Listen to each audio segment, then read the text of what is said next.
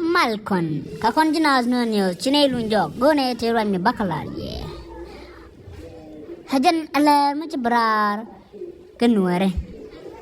eno de kor longa de lar kane ngane dial ngane nuare dial o de kor longa de ke social media hajan duk de kor longa ye ke social media odi to YouTube ten, to Facebook page ten, to Instagram ten, TikTok, Twitter, and so on. Katungwan to ten, to guru, dekor look ten. Shana work hard, go bakon mitten. Ajan yana lang yakon a Nigeria na. Kana jor koken teriang wimon. No.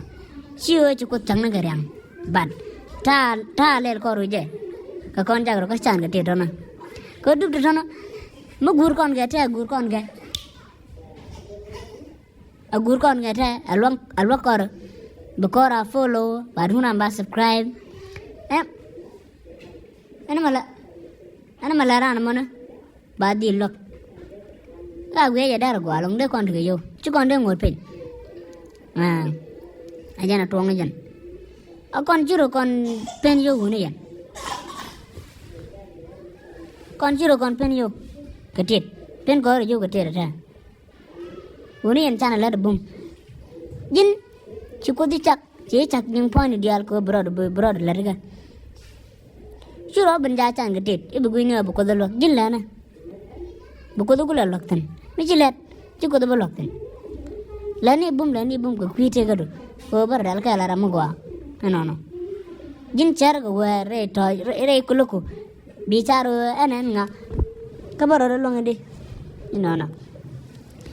anyok madong janana yene itin konen iyo lalu kun yo chai support go ayo bilele rodu wina luk namona chimu go madong jana ijinu ko support ke jini chine kong support go acha getano ko kane lara tine ba support kane chabe support tala jana mana uni yan akon chiro pen yo uni yan magu yan ne ra kong dan tereng wi mo dona tal ran jeles kran mete dunu meladi la lok ani jetan ko bila uni yan charo kon lok ler ma pai berar la ne yan ne dialan kon dan nuara ne de jalan nat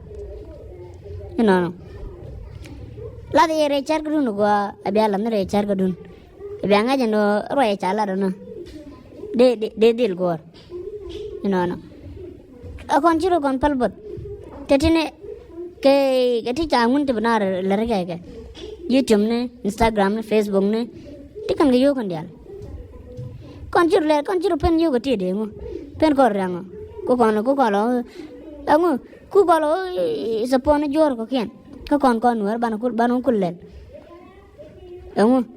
kon chi kona uni yana lo idu no gan mana lerma berar ke jinas no news lerma jikan gujila amati dot ke yanwara gwan biate mal